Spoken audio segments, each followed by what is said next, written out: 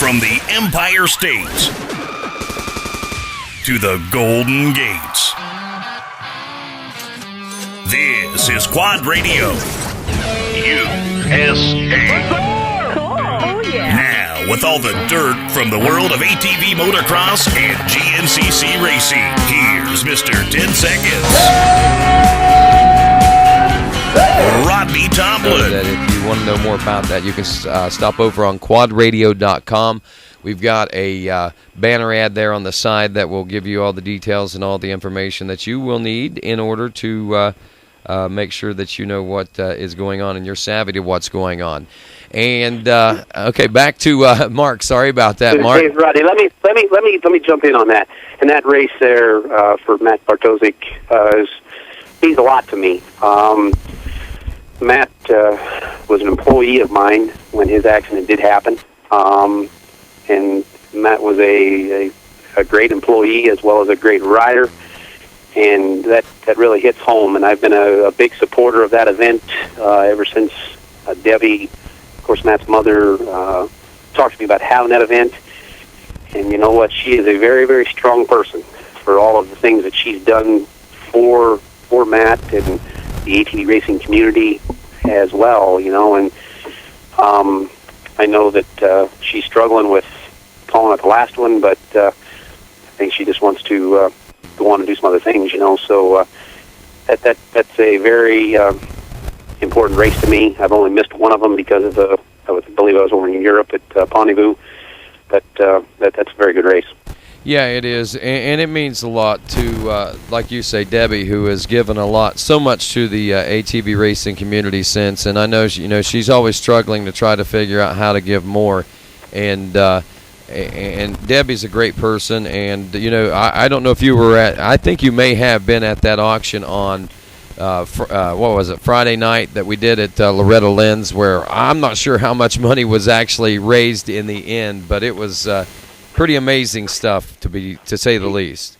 Yeah, for sure. And again, that auction has been very well received the last 2 years. You know, I know several people have really stepped up and bought some of the items that were up for auction there, as well as a lot of us in the industry that have donated product to be auctioned off for the 88 Live to Ride Foundation. You know, so it's a great event, and I don't know what she plans, but time will tell.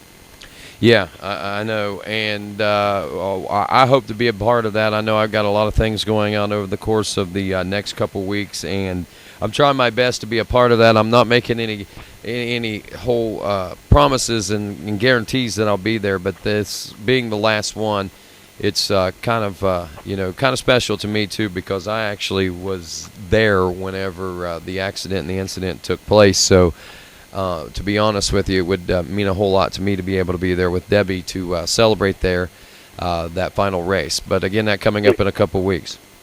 That'd be cool. It'd be cool if you could come, Rodney. Yeah, I'm going to try my best, Mark. I know I've got a lot of obligations, and I'm doing a lot of moving things around right now to try to make that happen, but I'm having things that pop up in the middle of trying to make things happen. I got the call yesterday. I got to go to Unadilla for the two-wheel motocross national here this weekend, so a weekend that I thought I had off, I don't have off now. Well, I know Racer Productions keeps you a very busy man, so that's good. You'll stay out of trouble that way. Yeah. They put meat on the table and shoes on the feet and roof over the table. You know, they help do that. They are certainly a blessing in my life, that's for sure. That's cool. Well, I guess back to the ATV motocross world. Mark, I think that a lot of us know Mark Baldwin as, and I found out this past week, last week on Quad Radio Live, really, and I don't mean this in a bad way, but in a way how ignorant the new generation is to the history of what this motocross series is all about.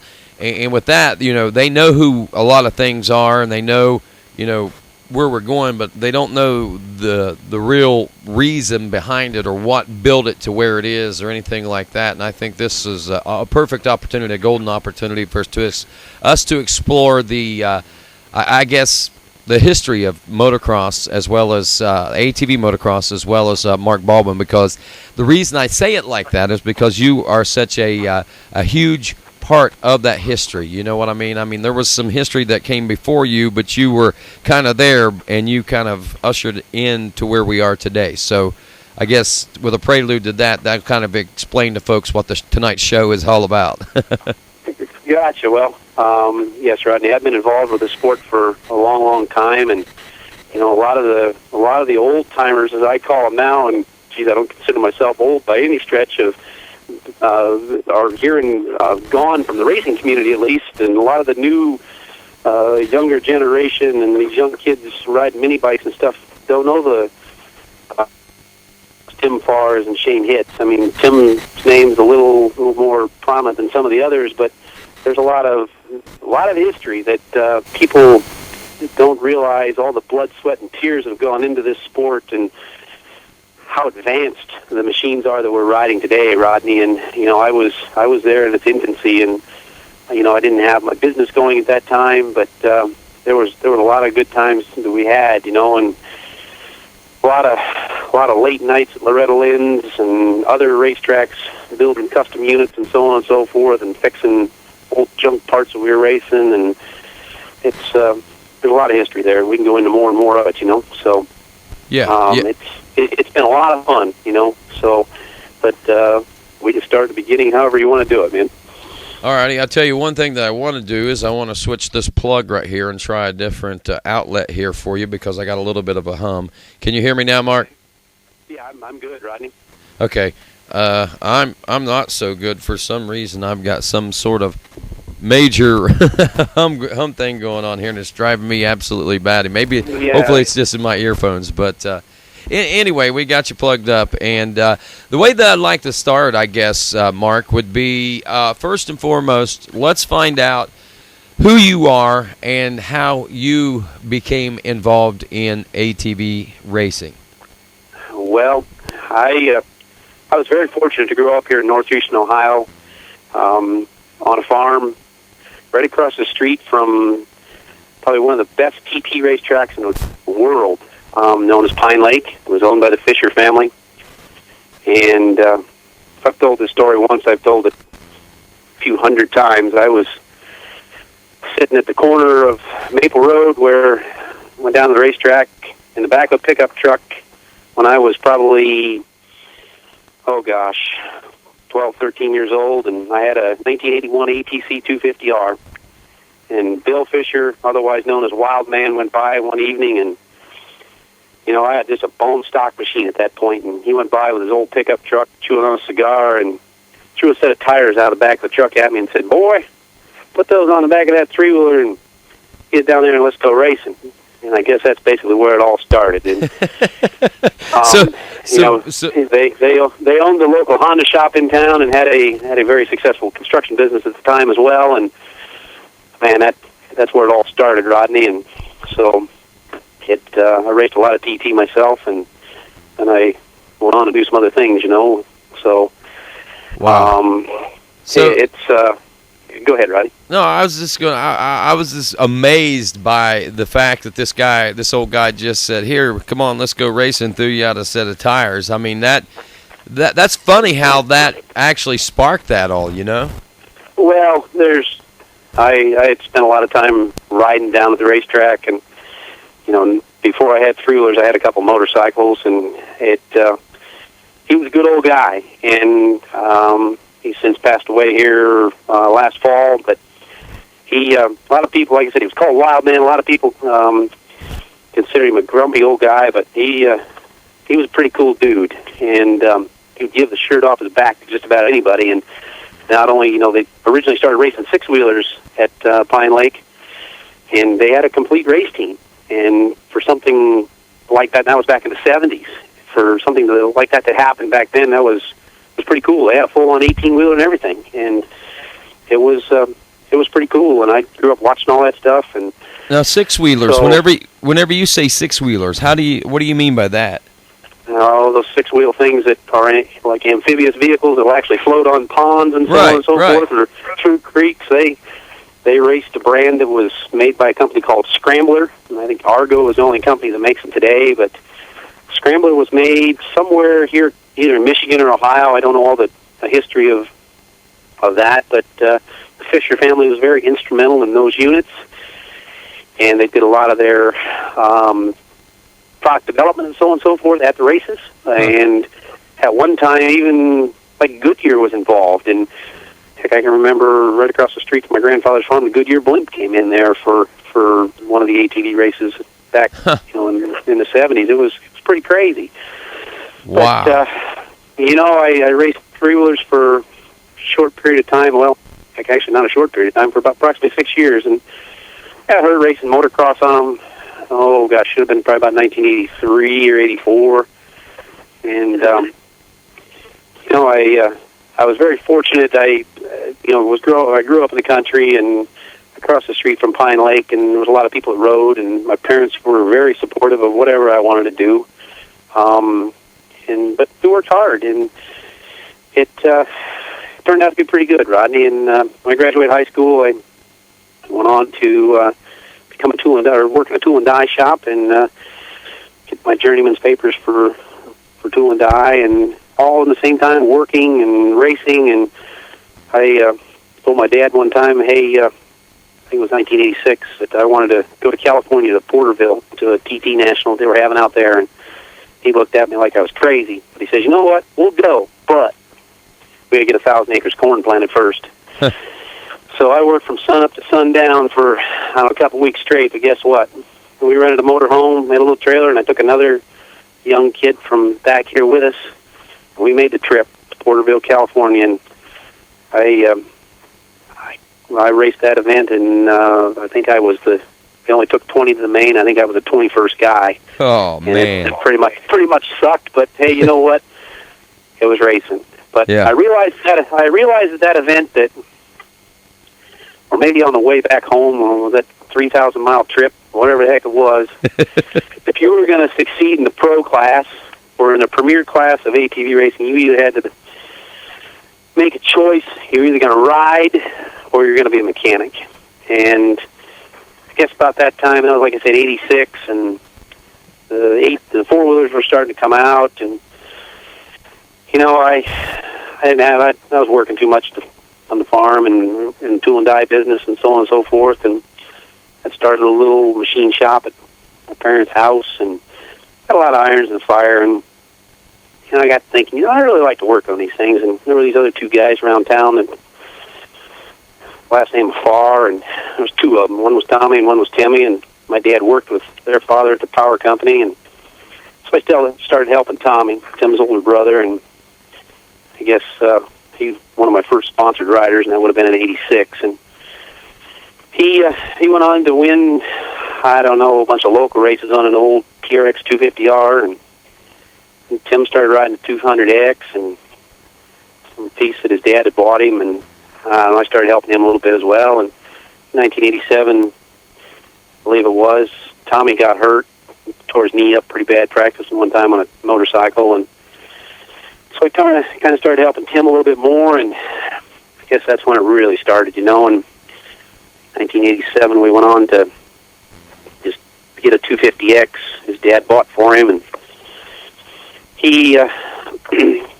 Tim's father had a good friend that built a bunch of flat track engines and stuff for a bunch of old dirt track racers, and he kind of came over and taught me a few things about four-stroke engines, because I was building a lot of two-strokes. And so 1988, I believe it was, we loaded up our 250X and back of a little 20-foot trailer that I bought and towed it to Raleigh, North Carolina, to a TT National, the first race of the year, and it's a mud fest.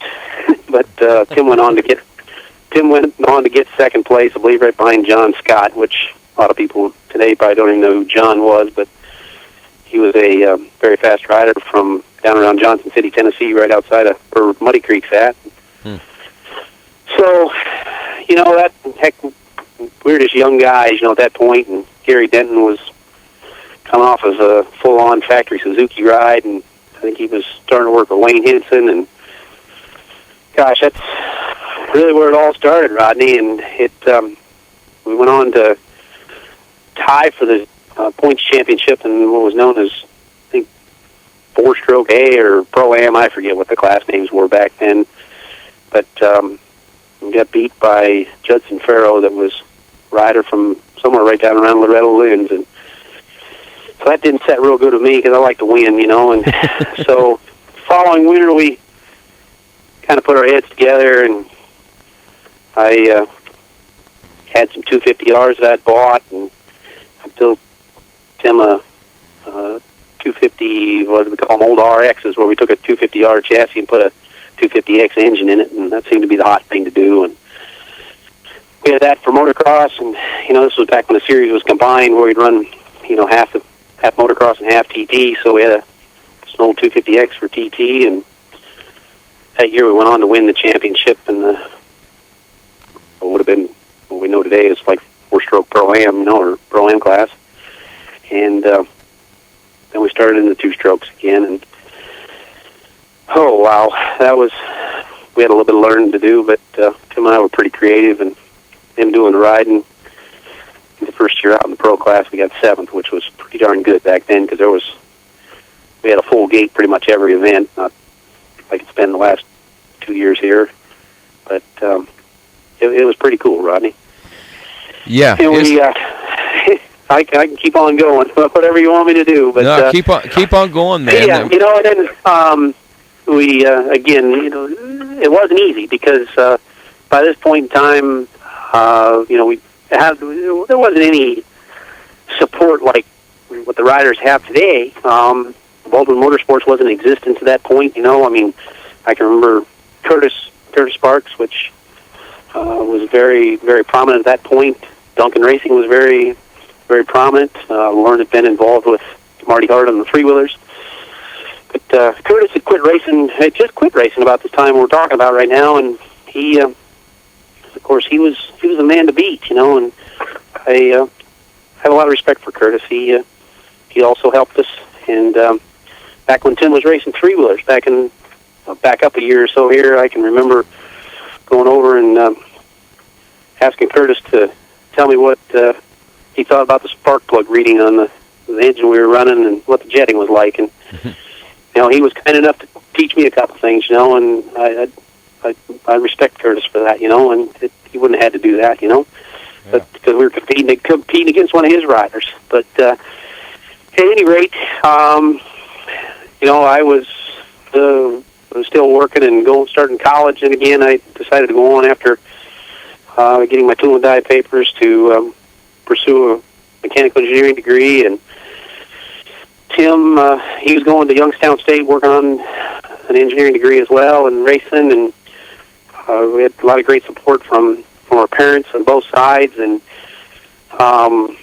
we met a gentleman from North Canton, Ohio, that he came up to me one time at Deerfield and said, "Hey, Mark, I want you to build me some stuff." And he was a very successful businessman. It was Fred White, and his son raced mini bikes. And he said, "You know, I'll help you out. You know, you guys are going to school and doing some things, and I want to go racing." And he said, "If you'll build some stuff for me, we'll put a little program together where we can get you the races and so on and so forth, and buy Timmy some bikes and so on and so forth." And you know, we go out, and those were the days when old Harold the Bumblebee Goodman was competing against what was Justin White, which was Fred's son, and you know, became pretty good friends with Harold in the meantime. And Shane Hitt was riding a lot, and it was a lot of good times and a lot of hard work, and built a lot of things back then. You know, we couldn't call up and just call JD or Walsh or, you know, Lone Star or whatever and get things. Those companies didn't exist, man. You had to build the stuff, you know. There were very few and far between.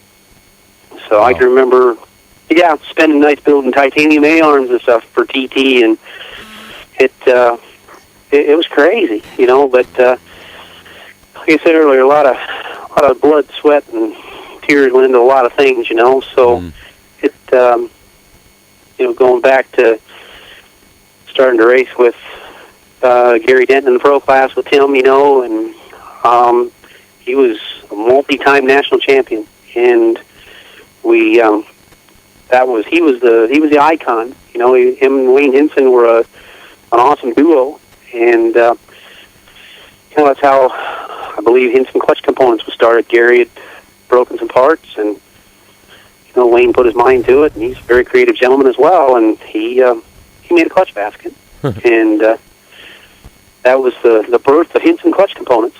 And I can remember when that stuff first came out.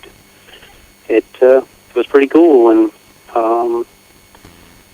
Wayne again is a good friend of mine, and his son Ronnie and Brian as well, and they're great people that have supported my program to this day, and they supported Tim even when we were competing against Gary and Wayne. And I don't know, we ran the pro class there for a long time, but finally in 1995 we won the pro championship. We beat, or I shouldn't say we, Tim Farr beat Gary Denton. Would have been in 95, and I was going into my senior year of engineering school, and Wayne Meridian from PEP and Tom Burba from Pro Design, who are good friends. They grew up together racing, and they told me one night on the phone, Mark, a lot of people spend a lot of money to get to the position you're in with building the championship machines. And they said, maybe you ought to start a business. I thought long and hard about that, and I was like, well, when I graduated from college, I was going to probably be in the machining business or something. And so I went to school for about a week and a half, first week of fall semester in 95. I had a professor tell me that some things that I knew better of, because I'd worked in industry, and that pretty much sums up my college education. I walked out of there and came home.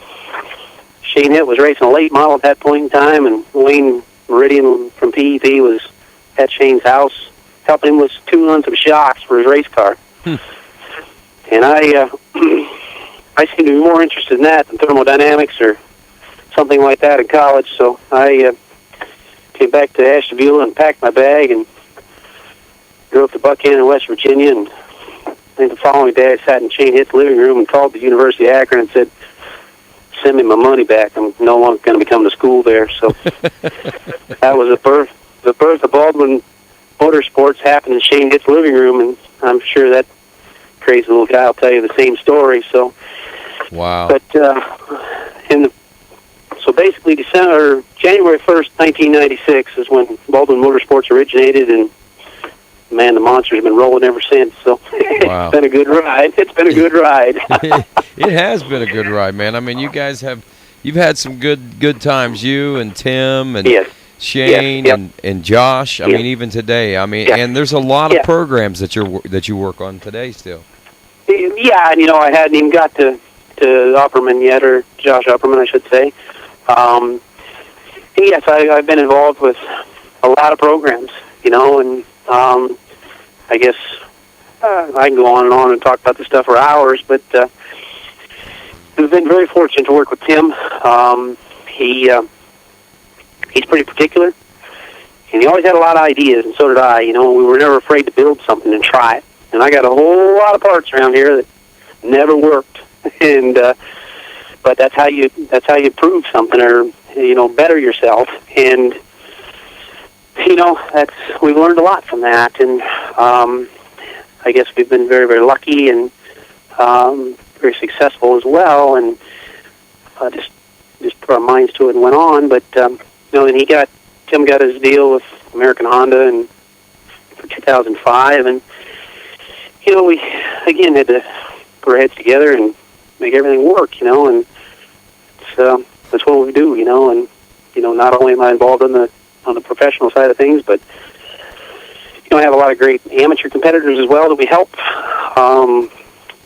The countless championships. I've never sat down, Rodney, and added up how many amateur championships we've had over the years. Probably should do that someday, but I don't know. I don't worry too much about that stuff, So I'll tell you, but there's it's a lot what of people. I do, man. So Yeah, you do, and you do it well. And there's a lot of people. I see a lot of Baldwin stickers on a lot of these kids' bikes, from youth right on up through Pro-Am, and everybody talks about the motors that you build and everything. So that's a testament. Obviously, you know, the championships that you've won and what you've got going on with Josh right now is also a testament. Let's go ahead and let's talk about how did you work into Josh? I mean, you guys had a few years ago. I mean, and I do want to back up and talk about a little bit more in the previous. I mean, more about Shane Hitt and Tim and even Gary and guys before that. But But I want to talk right now about Josh Upperman and how that program all became, because I remember a few years ago, you know, you guys, I mean, when things were going well a few years ago, the Baldwin Motorsports program was, you know, in its infancy, and Josh was a young, fresh pro, and it was, I mean, you guys had literally had life in the palm of your hands, it seemed like, the ATV life anyway. Yeah, exactly, yeah.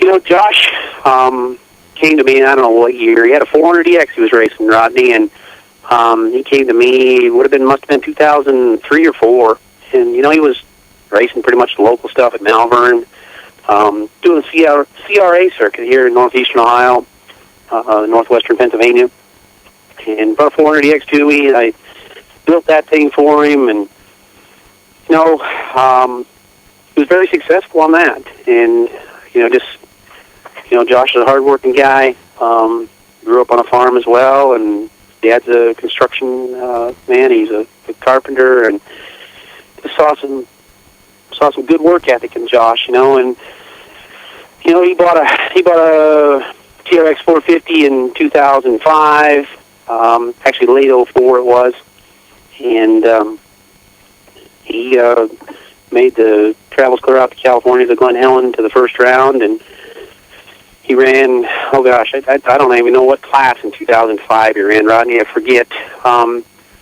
But saw again a good work ethic in Josh, and he was successful. You know, he actually rode for George, Media All-Stars that year, and I did the engine work for him, and did some suspension stuff for him as well. And another young rider who was from this area was Mark Kendall. He rode for George as well at that time, and you know, 2006 comes around, and Tim, of course, still had his deal with American Honda, and Bruce Ogilvie, the late Bruce Ogilvie, did some more for Tim, and we also worked a deal with Motorsport Outlet, and we put together a program where Tim was going to ride in the pro class, and we had Josh and Mark Kendall in Pro-Am.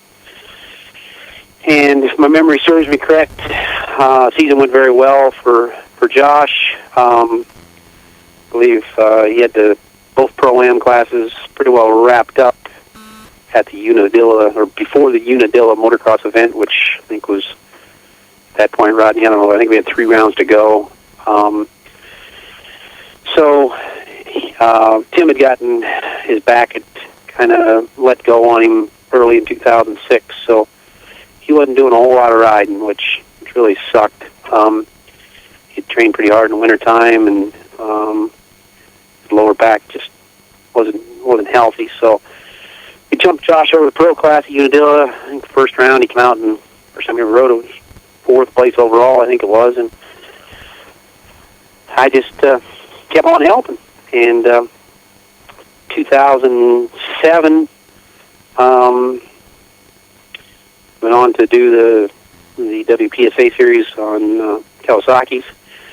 2008, we got back on Hondas, and been there ever since. And it's been good. Josh gets a lot of starts. You know, just we need to do a little more work on some suspension things and some chassis setup to compete with some of these newer machines that get a little lower center of gravity. But we'll see what we can do over the winter for that for 2013. So, but that's kind of story there, real short on Josh, you know, as far as how it's all worked, you know. But yeah, just keep on plugging away. Yeah, and you know, I think things that people don't understand about Josh Upperman, though the results may not have reflected it this year, this was probably one of the best building years I think that Josh Upperman could have had. And, you know, like I said, results didn't show it, But I think 2013, the work that was put in this year is going to reflect next year. I agree with that, Rodney. And, our results, in 2011, I don't think we were off the box, but maybe one event. This year, competition's tough, real tough.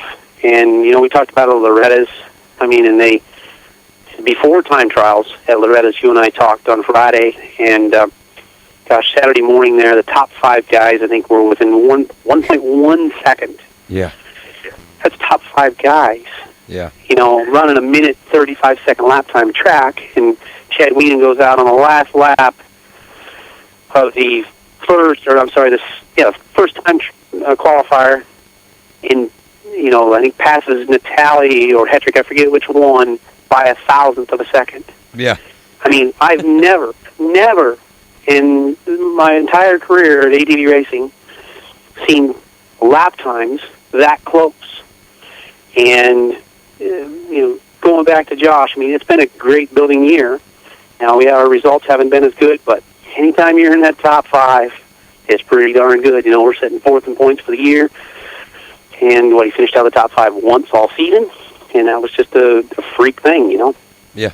So, and I think if nothing else, I think this year right here, probably Josh was pretty fired up coming into it, and I think he left more out there, but at the same time, he knows what he's got to do this winter to be on the level, I think, of the Chads, the Johns, the Joels, and those guys. You're right, Rodney. I agree with you. Those other 4 riders that you mentioned are very fortunate. The ATV racing is all they do, right. And Josh does have a commitment where he does have to do some work, at home. He doesn't doesn't have the luxuries of some of those other riders, but hopefully we can change that for 2013, and he'll be able to focus 100% on ATV racing.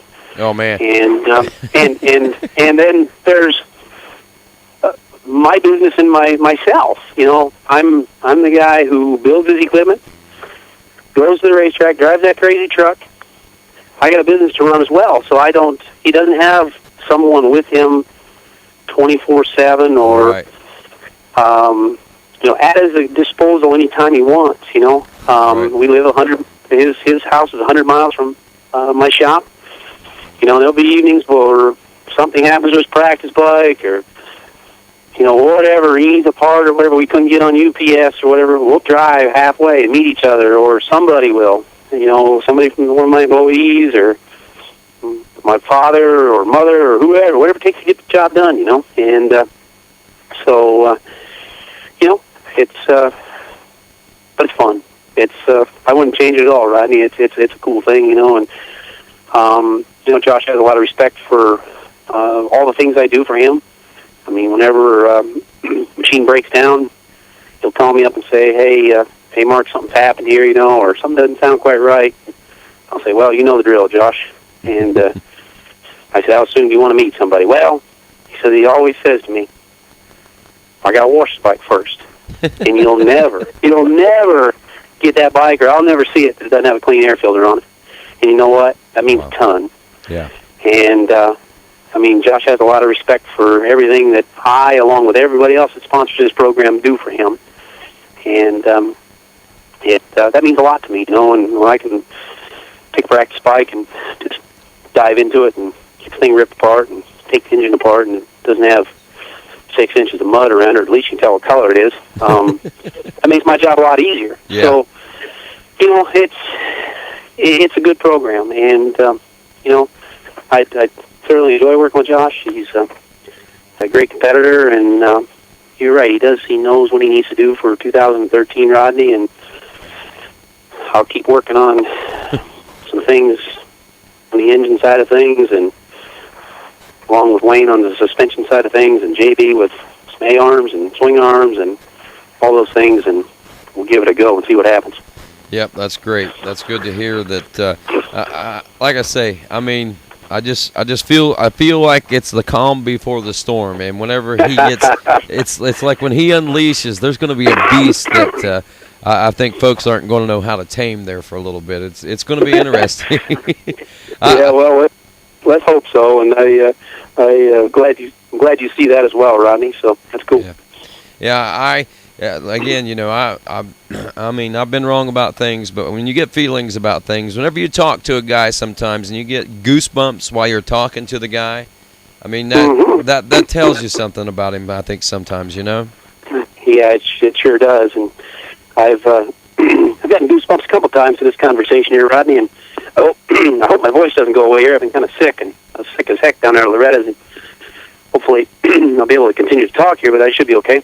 Okay. But, talking about some of these old times and Matt Bartosik and some of the things Tim and I have done together and championships and we've won. I mean, that definitely makes you get goosebumps sometimes, but it's all good. Imagine. Now, speaking of, I mean, let's go back again, and you mentioned a couple of names there. One I am familiar with. A couple others I'm not so familiar with, some of the guys that you talked about that you raced against. But, I mean, like you said, Gary was the man back in the day. And I guess, when did actual ATV racing on the national side get underway? Was that around that time in the early 80s whenever you guys started doing that, or what? Man, Roddy, I don't know the exact year that it started, And, man, I was sitting at lunch yesterday or today, and I knew we were going to be talking about on Quad Radio here, and I saw an ad for GNCC racing. And correct me if I'm wrong, but I thought it said 35 years. I was like, oh, my gosh. Yeah. I don't remember it being that old, Yeah. But maybe these summers do go by pretty fast when you're racing all these races, So I don't remember the exact year that the ATV Motocross National started, but Rodney, I got to say it must have been 85 or 85 probably is when it, or 84. But we got involved, pretty heavy in 87, I guess it was. So must have been 85 when the Honda came out with the ATC 250R, because I can remember going to the Ohio State Fairgrounds to the ATVA, TT National there at the Ohio State Fairgrounds during the Ohio State Fair. Yeah. And some battles with Jimmy White and Marty Hart. Oh my gosh, that was epic, and Curtis Sparks riding his old 200X there, and it was cool. And you can actually get on YouTube or some three-wheeler websites today and see some of the pictures of those epic battles that I'm talking about with Jimmy and Marty Hart and some of the others, And well, there's some names that we can talk about right there, because some of us know Jimmy White as the Kawasaki guy. I mean, he's a former great and we always, but we really didn't know Jimmy. I mean, from what I can tell, Jimmy was a wild child. I mean, he is. Yeah, you know what? But I raced against that old Jimmy. I shouldn't say old. He's a great friend of mine now, and I looked up to Jimmy. But I remember lining up just to the left of him in Boyd, Texas, at the TT track that Mike Kidd ran, and never did I go to the line that I felt more at ease that I wasn't going to get just totally taken out in the first turn than I did when I started beside Jimmy. But today I look back and say to myself, why the heck did I do that? Because he'd just soon take you out and look at you. So, but I'll probably be getting a text message about that here in a few minutes as soon as he listens to this. But no, Jimmy's a great guy, and he's done great things for the sport as well. And he was very involved with Kawasaki back in the three-wheeler days. Him and Reed Nordine. So Reed was an ATV guy then? I want to say that Reed was Jimmy's mechanic, if my memory serves me correct. I was pretty young at that point, but since I've become pretty good friends with Jimmy, I believe that's what he's told me. And Reed was very instrumental in his program, and Um, you know, Jimmy was, got out of the three-wheeler business and didn't do a whole lot in racing four-wheelers. But he still kept involved in the sport. He's always sold some kind of tire or was involved in some type of rubber product, whether it be inner tubes or tires. That's kind of his forte. So he's always been involved in the sport at some facet. So of course when Kawasaki released the KFX 450, he came back on board with him to manage their race team there. So that's the long and the short of Jimmy. Yeah. So the awesome guy. He's like I said, a good friend of mine, and his wife Rhonda, and hopefully we get to see him in California at the year-end celebration. I hope we can meet up with him. That's cool. So, yep. Now, what about Marty Hart? No, I didn't know Marty very well. He mentioned Lauren Duncan earlier. Lauren was his mechanic, and he was the factory Honda rider that, man, I always looked up to, because that's where I wanted to be. I wanted his job, but I never got that lucky. I chose to spin wrenches instead of go out and ride. But I never knew Marty very well. Again, very successful. Rode the heck out of three-wheelers. Did very well on a four-wheeler, but has since gone on, I believe, to run some off-road trucks, I believe. That sounds familiar. Yeah, and I think he now has a son or a daughter that's racing some type of, I can't think of the name of the trucks that they run. There's a truck that's powered by a 450 engine with a little truck body on them. So that's what they're doing, I believe. Wow, that's pretty interesting. And then, yeah, cool. Yeah, and then Gary Denton himself. I know, he was. What I know of Gary, unfortunately, I came in '96. I think was whenever, maybe '95, late '95 at Loretta's. I can't really remember if I was there or if it was not until '96 that I was involved with the ATV motocross. But that was around the time that Tim was becoming the king, and Shane and all that stuff was beginning to make its life. So what I know about Gary Denton, other than he was a great ATV racer and a great champion, he was the weekend warrior guy there for a while. Yeah, he was. Towards the end of his career in racing, and after he retired, Rodney, he did run or had some position of weekend warrior. I can't remember exactly what his position there was. I'm sure it was something to do with sales, because Gary's definitely a good businessman and a good salesman, But he was back when we came into the sport, real heavy there in '87. I mean, he was winning then. Like I said, he had a Suzuki deal. Him and Rodney Gentry, I believe, was riding for Suzuki at that point as well. Brian Fry. Oh gosh, there were 3 or 4 of them. But Gary was a little bit older than the likes of Tim and Shane and some of the younger hot shoes. Doug Gus was coming into the scene. Joe Bird was there. There were several guys, and Barry McCarty, another guy from over in Pennsylvania. They were the younger generation, we could say, and Gary just knew how to win a little bit better. He definitely knew how to train a little harder. He was an ex-motorcycle rider, or I shouldn't say ex. I mean, I believe he still rides them today, but he had a good program, and Wayne Hinson got involved, and they set the bar. And right. If you could go out and beat them, you were going to do something, And kind of like a Bill Balance.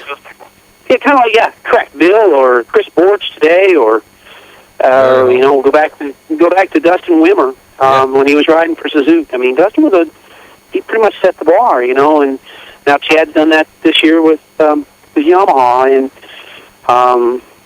and John had done it last year. But you know, like I said, the other guys were young. They were in their late teens, early 20s, and Gary was I guess I could say a young man, you know, and these other guys were just old boy, or not real young men, but just boys, you know, and his training program worked. Him and Wayne did a lot of testing. He took Glen Helen and ride, and, you know, they had the resources in Southern California to have a leg up on everybody. You know, they got a hold of Mark Legger and had some pretty trick motocross quads and even TT bikes. You know, and us Eastern kids or young guys, we couldn't get all that stuff. You know, so we couldn't afford to do it.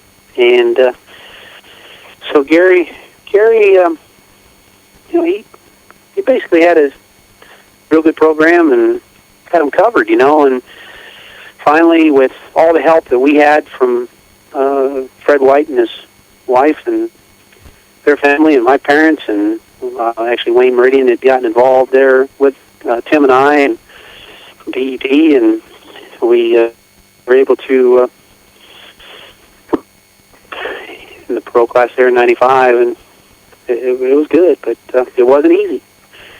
And not only did we have to worry about Gary, but had to try to beat Shane Bitt. He was a hard one to beat with the knowledge that Curtis had for TT, and so, but he was quick. Yeah, and there's another thing that I don't think that the younger generation is aware of, or even realizes that it even was a thing, I guess. What is the TT portion of this? Back in the day, it was the GNC, the Grand National Championship. You had a motocross champion, you had a TT champion, but then you had the overall champion, right?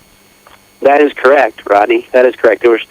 They had an individual champion in the overall, and you know, I grew up doing TT, you know, because I lived across the street from Pine Lake, and there was old Deerfield Speedway, and some of these guys ride motocross, and today could learn a few things, but they went and raced TT. Sorry, you know, teaches you corner speed, not to be afraid to pitch that baby into corner at 70 mile an hour. You know, and it's crazy to think that, but I've spent a lot of hours in the seat or watching guys that go into corner 70 mile an hour and don't even think about wicking it. You know, so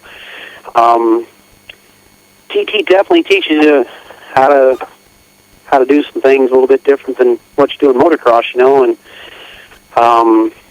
I guess, you know, I mentioned to you 2-3 years ago, Rodney, at Loretta's about Dustin Wimmer at that point. He was pretty much had the pro class covered, you know, and all the time that he spent on a TT track back on a blaster. And I think about the only guy running the pro class today that has runs in TT probably be John and maybe Joel Hetrick. Yeah, I don't think. I'm sorry. Yeah, and Harold and Joe ran some, you know, but he definitely didn't excel at that as well as some of the other riders did. But TT's good, you know, and it'll teach you a few things about corner speed, so on and so forth, you know. But so, in my opinion, I mean, basically, when it was combined with motocross and TT, I mean, if you could do both, that was a true champion, you know. And not saying that our motocross champion isn't a true champion. It's just you had to be good at both disciplines. Right. And you know, there's a local event that's run here in our area that is a triathlon where they run flat track motocross and cross country. And we actually did a couple events at I-81 Speedway, and I think maybe, if memory serves me correct, I'm not sure if maybe Sam Gammon didn't put it on. I forget what the name of it was, but it was an event at the end of the year where they did that, and down at I-81 Speedway south of Johnson City, Tennessee, and we did a cross country and a motocross and a flat track all in one weekend, and that I'll tell you what, you find out what a rider's all about when you can do all three, you know. So we need to do something. Some of the younger guys out there listening, wouldn't hurt to go maybe try a little local TT race sometime. It's a lot of fun, man. So, or even the Extreme Dirt Track Series, the National. I mean, it comes around. Oh, yeah. Yeah, I mean, the local series, the national series, any of them, Rodney, are awesome. Level of competition at the Extreme Dirt Track Series is pretty intense. But there's multiple series now. There's a Northeast Extreme Dirt Track Series going on that seems to be doing quite well, and TT's alive and well. You know, it's just us motocrossers forget about it a little bit, or the riders do. Yeah. I don't, because I service those disciplines as well, you know. So good. I'm glad to hear cool. that. I'm glad to hear that. I've kind of, you know, I didn't realize it was as big as it is, but I mean, I guess it is pretty big in all honesty. I mean, because whenever a TT or you start talking TT, it seems like there's TT racers that come out of the woodwork or people that participate on occasion or something like that. Yeah, for sure. And I mean, it goes to show you, Rodney. I mean, you're here at Pine Lake here at Nashville at the event at the end of July. I think just shy of 500 riders, you know, and that's a big TT race, man. Yeah. Not like, I mean, it used to get 650, 700, but to get 500 at a dirt track race today is pretty good, you know. Oh yeah. So, and the numbers have been up, you know, this year, so it's good. I think there's some great enthusiasm about ATV racing and what we're doing to promote it, and with it being on NBC Sports Network and all that, I think it's good, you know, and I've gotten some real good calls and comments on that as well. So, good. You know, the promotions are working, I believe. That's good. It's a slow process, but it's been steady. That's the important thing. Yeah, slow and steady, man, one step at a time. That's it. So, but and with all the efforts that you're doing, Rodney, my hat's off to you with this quad radio show and all that. I mean, I don't get a chance to sit down at the computer and listen to much of this.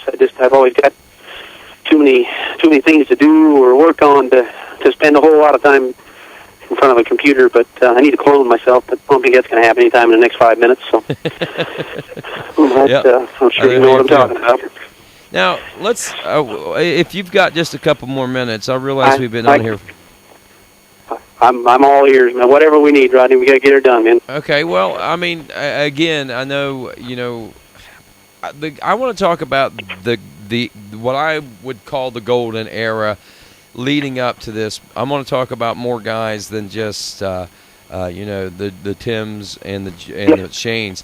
Let's talk about the young Harold Goodmans, the young and up and coming Jeremiah Jones, the Digger Doug Gus, the Joe Birds. Yeah. Wow. Well, let's start with Harold. You know, as I said, I met Harold. Oh gosh, when he was riding an LT80. Actually, he was riding a KX65, and he was pretty young. I bet he wasn't. And there's a picture of it in the new ATV Insider magazine, I think, when he was at one of his first races at Pine Lake here, and his dad pulled in and probably had one of the biggest motorhomes at that point in time. But the motorhome doesn't matter the motorhomes don't matter. It's what you do at the finish line is what matters, as everybody knows. But, Harold, he got a lot of experience, and he and his dad and his family definitely take ATV racing very seriously. Always have and always will. And I can remember his dad kind of giving me some gearing charts and stuff like that, and telling me how important starts were, and he had it calculated out. If you were this many tenths of a second late off the starting line, how many feet that translated into at the end of the start stretch. So he definitely does his homework. And we had some pretty fierce battles with him back when I was building 80s for Justin White, and it was a lot of good fun, and he's progressed a lot and won a lot of championships. In fact, he and Shane and Tim won a Bonneville together one year. which is a big 12-hour race over in France, and he's a fierce competitor. So, Digger Doug Gust, well, we had some real battles with him as well, and great guy. Wish he was still at the racetrack, but he's gone on, of course, to... Now, did Doug come in late? How did Doug become... Rodney, I can't remember exactly how he came into the sport. I can remember he was more of a motocrosser. Wasn't a real good TT racer, but then hooked up with Wayne Hinson at the end of Gary's career at the racetrack, at least, and Wayne definitely improved his TT skills. Doug went on to ride for NAX and TC from TC Racing, and continued to work with Wayne at Hinson. But he was a bulldog of, I shouldn't say bulldog because that was Donnie Banks' nickname. He was just a fierce competitor on the motocross track, and man, if there was a double to be jumped and nobody would do it, it seemed like Doug would always try it, And I think, it took him a few years to,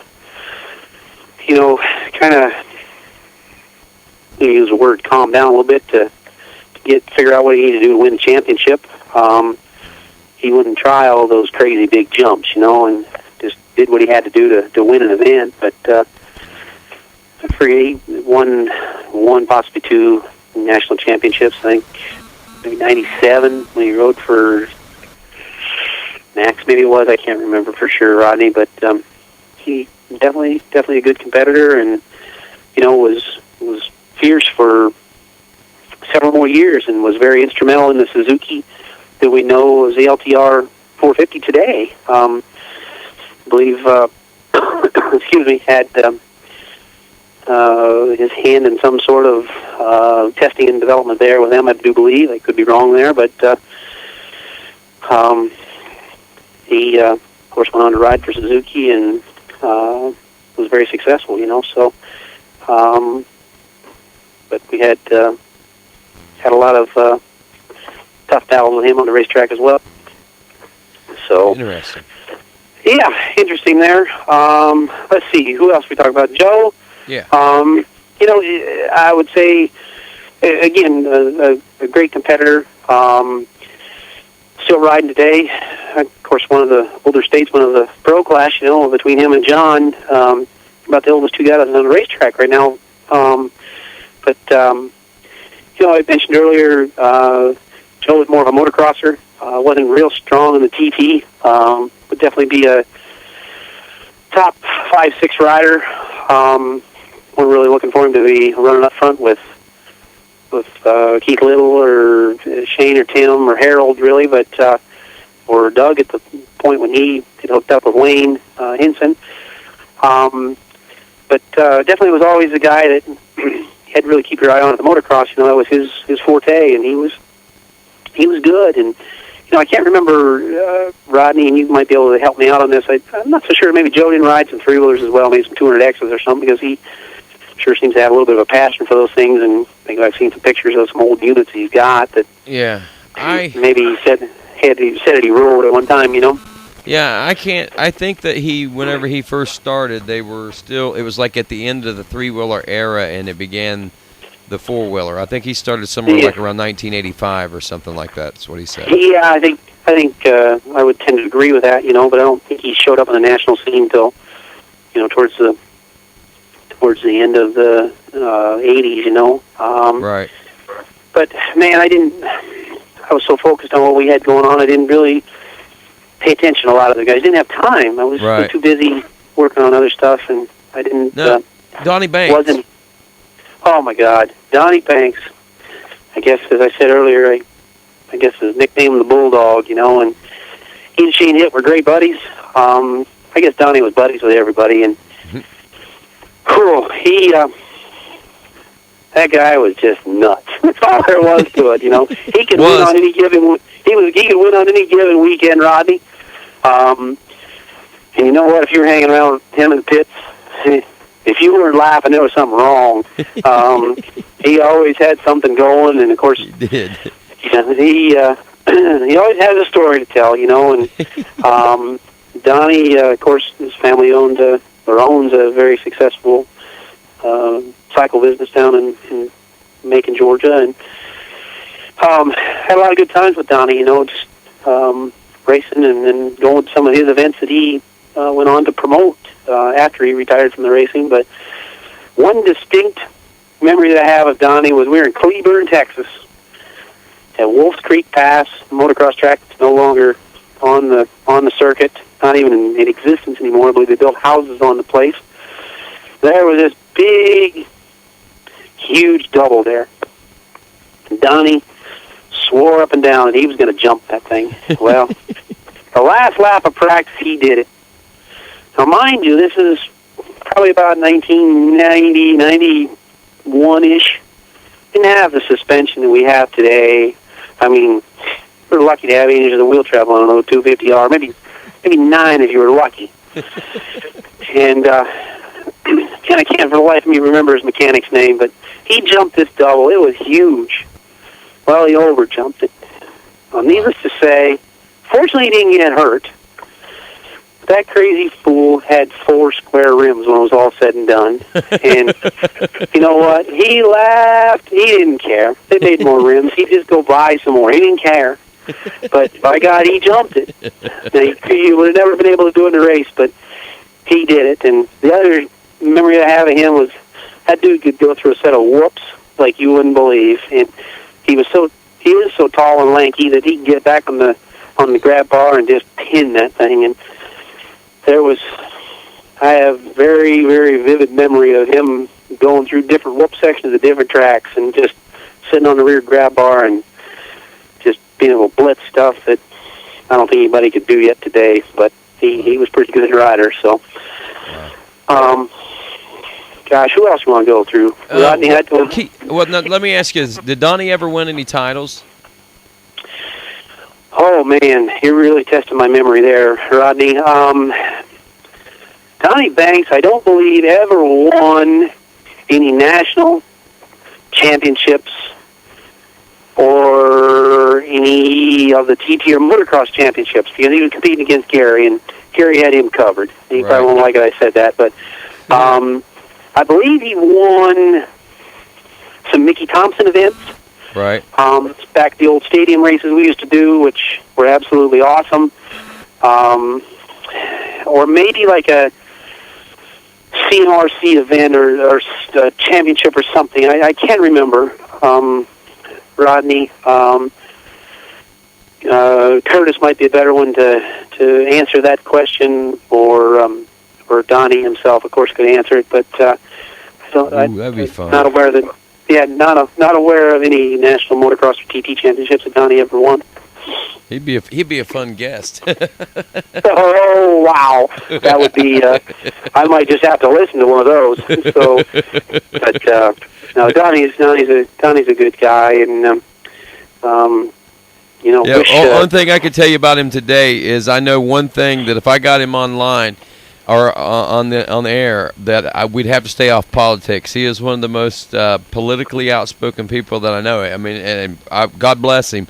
I don't disagree with a lot of the things that he posts out there, but he even made a post that the federal government was watching him now. Oh, okay. Well, I don't. I have my views on politics. Let's not go into that right now. I don't take the time or spend my time or waste my time getting involved in those things. I just hate paying taxes. So, yeah. But anyhow, Keith Little.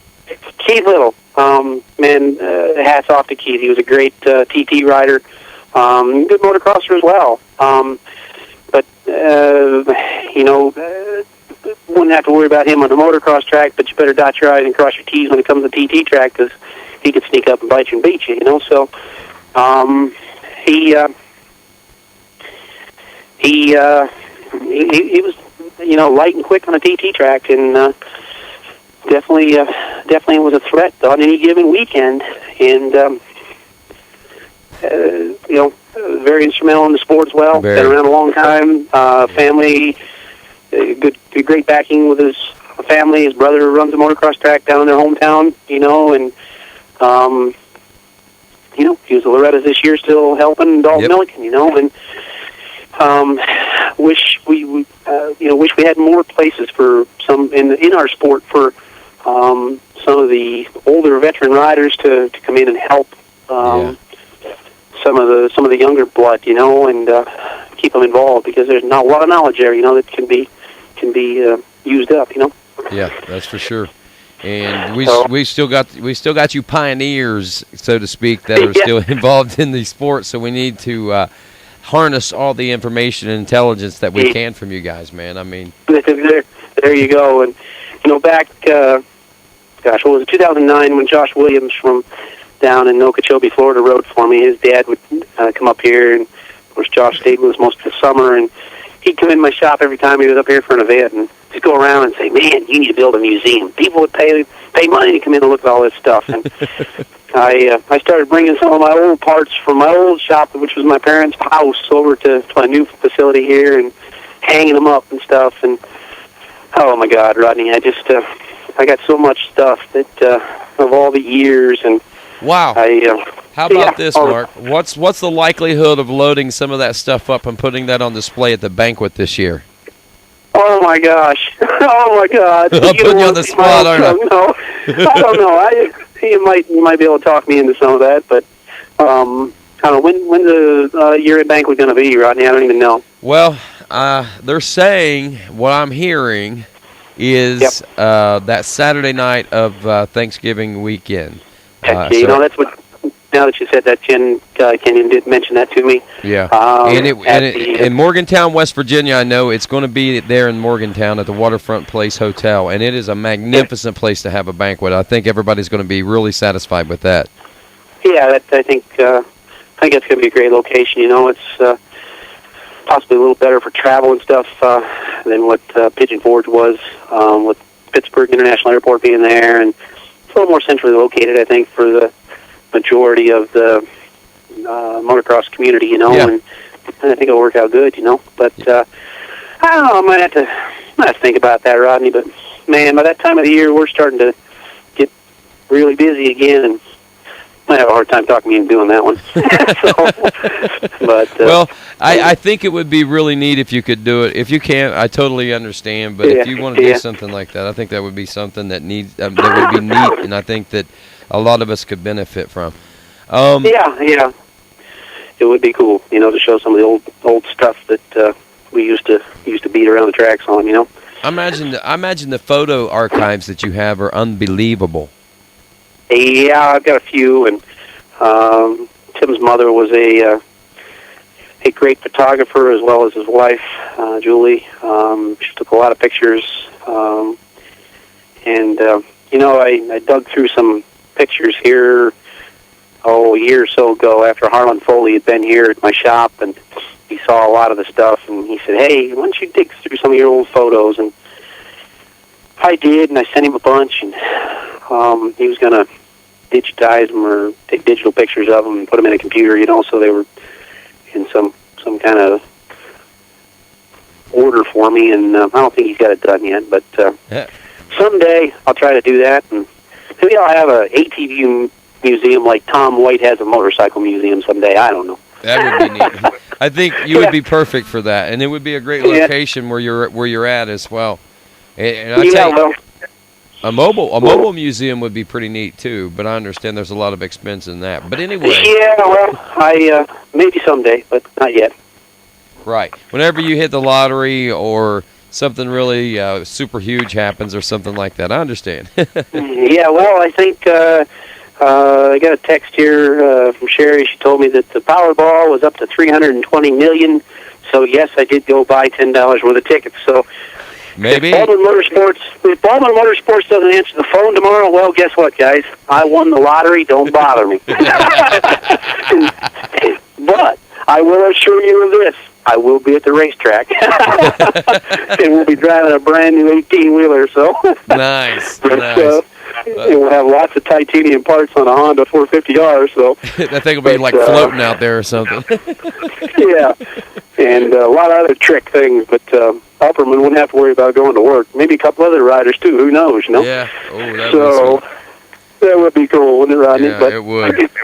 I guess it's cool to dream. So. Oh yeah, there's nothing wrong with that. Nothing wrong at all. I do a lot of it. That's how quad radio became real. To be honest with you, it was kind of like I was sitting around here one night and I thought, man, you know, I don't know what's going on. It'd be really neat to know what's going on, and then, you know, I'd put it away, and then I thought about it, and I put it away, and I kept thinking about it, and it just became more and more of a dream, and then all of a sudden I did it, and I'm like, oh no, what am I going to do now?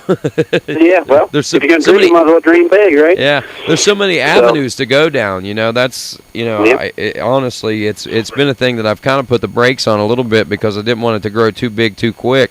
I've got some things in the works. Hopefully, over the course of the next year, we're going to see some baby steps in this. But we plan on growing here. Yeah, well, that goes back to the monster that I've created, Rodney. And, you know, I never dreamt that I would own one of the leading ATV companies in the world, you know. And, you know, but like I told you in our conversation here that I wanted to be just like Marty Hart when I was a young kid, you know, and you know, hey, put your mind to it and do it, dude. And, you know, the going gets tough get going, and you just got to do it, you know, and it's mind over matter, you know, just do it. All got right. to dream and go. That's it. Speaking of dreams, you talked about the Stadium Series. That was a pretty big dream, and that was a pretty cool thing for ATV racing back in the heyday. Let's talk about that, and then I'll let you go because I know there's folks probably getting tired of listening at this point, and you're probably getting tired of talking. But this is just one bit of history I want to cover. Yeah, you know, we didn't do a lot of the stadium races just because. Actually, let me rephrase that. We didn't do a lot of the Mickey Thompson races where they had the off-road trucks and so on and so forth, like Jimmy Johnson drove and Ricky Johnson. We did a few of those events, I think the last year that they ran them, and they were awesome, Rodney, because they, you know, were in conjunction with the off-road trucks. There was a Chevrolet team that was run by Johnson & Johnson, and that was two gentlemen who owned it out of Southern California, and they had Ricky Johnson and Jimmy Johnson, the current NASCAR driver, running the Chevy trucks. And I'll tell you what, it was... You had, you know, 40, 50,000 people in, you know, the stadium in San Diego or in the Anaheim Stadium, or we were at Mile High Stadium one night, you know, in Denver, Colorado, and, man, there's nothing better than to watch, you know, those trucks go around and then throw the ATVs out there, and they had a little different starting procedure for them where they lined them up side by side and ran them 10 or 15 deep, you know.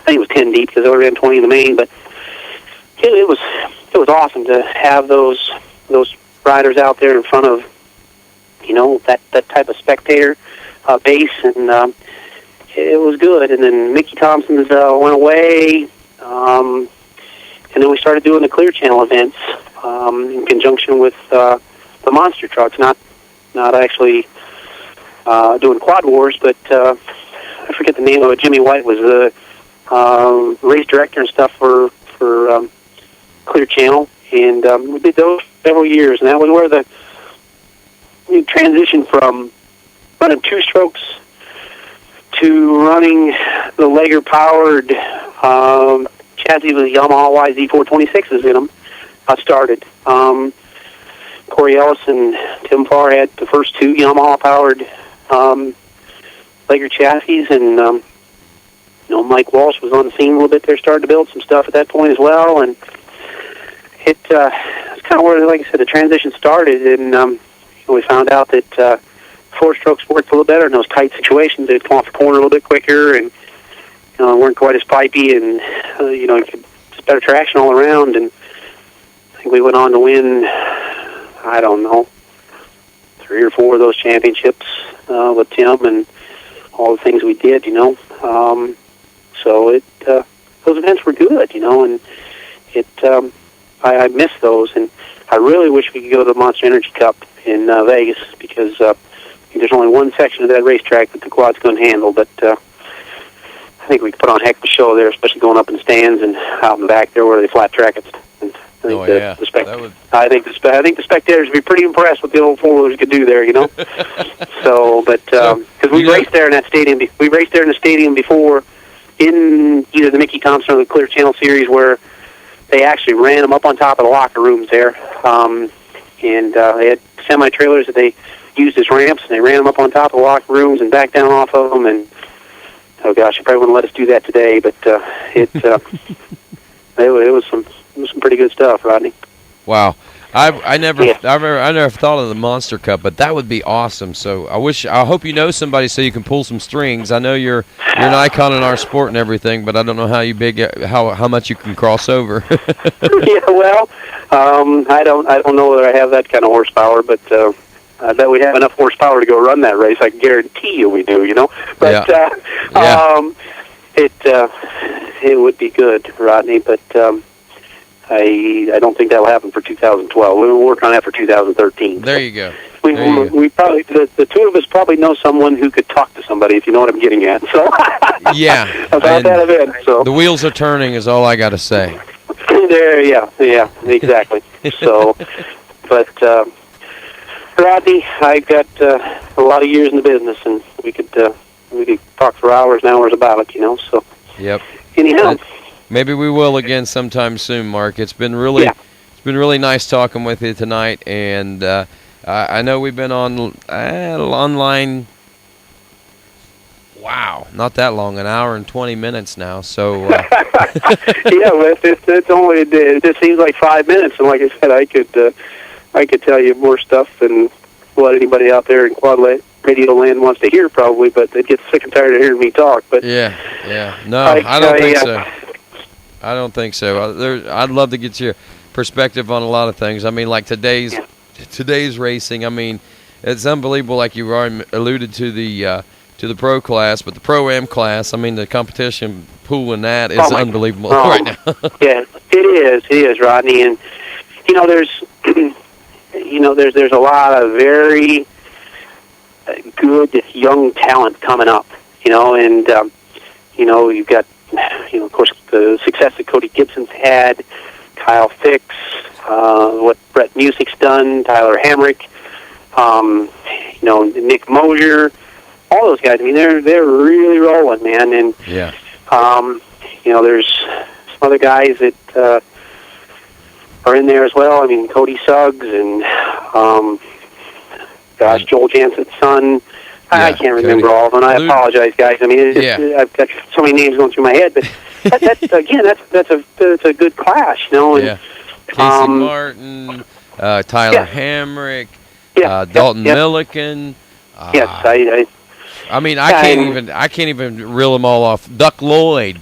And exactly all of those. And like I said, I apologize, guys. I forget some of you, but I know y'all. Sorry, But at any rate, it's a good class, and those are the stepping stones. And like I told you earlier, that's where Josh came from, and it's a good building block. So, but got to keep rolling, and not only the pro-am, but we got a lot of youth riders. Look at the entries at Loretta's, or any of the events. Yeah. There's a lot of youth parents out there that have some sort of a vision for their children, and a lot of very, very good people, that love ATV racing, and ATV racing is a good thing, and very family oriented. When the green flag drops, the BS stops. But when it's all said and done, I mean, pretty much everybody will help everyone else, and I mean, there's a lot of camaraderie, the riders, and they're great friends, and heck, we don't have a whole lot of friends at home because we're gone all the time, our friends are all around the world or whatever from the racetrack, and so it's a good life, man. It's fun, and you meet a lot of very interesting people and a lot of successful people that work really, really, really, really hard, So like we all do, or you can't go do this. That's it. So, and one guy that we can't forget about is good old Dave Coombs. If it wasn't for him, none of us would be here. And he was the one who really set the building blocks. And, I had a lot of conversations with him. Sure wish he was still with us. Miss him every time I see a DC. I miss him every day. I mean, I got a sticker of his in my office, and think about all the conversations I had with him and Bruce Ogilvy as well from American Honda. Those two guys taught me a lot, and they're sadly missed. So our sport wouldn't be where it's at today with those two gentlemen that are no longer with us. So yeah. It's a good thing. I miss DC myself, man. I know that. Oh, yeah, copy that. Yep, for sure, Rodney. He had talking about that vision that some of these amateur parents have, and he had a vision for ATV racing and, motocross and GNCC as well, Yeah. And I guess, Jeff Russell as well as I do, probably a little better. He stood there in Sunday Creek last year and told me how Dave Coombs walked out there in the middle of that area where the racetrack is and told him that, Jeff, this is where you need to build a motocross track. And, man, look at the success he's had there. And it's a great facility, and as well as a lot of other ones around the country that we go to every year that he had his hand in one way, shape, or form, Yep. So, unfortunately, his family has continued to promote his dream as well, So Yep. it's a good thing. Yeah, I know he laid the groundwork for a career that I never thought I never even thought about, but it's led me down paths that have really been interesting and have been very fruitful for me, I think. Yeah, well, he led a lot of people down on a lot of roads for some careers that they have been very successful at, I do believe. So he definitely wanted to listen when that man talks. So. Mm-hmm. But anyhow, that's nothing we can't forget, Yep. So, well, like I say, this has been a great show tonight, and there's more and more that we can go on with, and I promise you, we will. For sure, Rodney. I'm open to doing it any time. I mean, during the heat of the battle of the race season, my time is very limited. 2 weeks ago, I sure couldn't have spent an hour and a half on the phone in an evening like this. But, this time of year is when I can catch my breath a little bit and do some of these types of things, So it's been great, and I'm honored to be able to do this thing with you, Rodney. And anytime, if anybody ever has any questions, I probably can answer them for them or find the answer for them, Yep. So. Well, Mark, again, thanks, and appreciate everything that you've given us in the ATV industry, as well as our little history lesson here tonight. Look forward to talking to you soon. The history lesson. No, it's not a number of years; it's a number of decades I've been in this. No. But yeah, Rodney, you know what? Thanks a lot. I appreciate the opportunity, and it's been fun, man. All right. Look forward to seeing everybody at the banquets here in the up and coming months, and the guys that are out there that are still racing. Good luck in the rest of your seasons, and we'll have to do it again, Rodney. All righty. That's Mark Baldwin. I'm Rodney Tomlin. This is Quad Radio Live.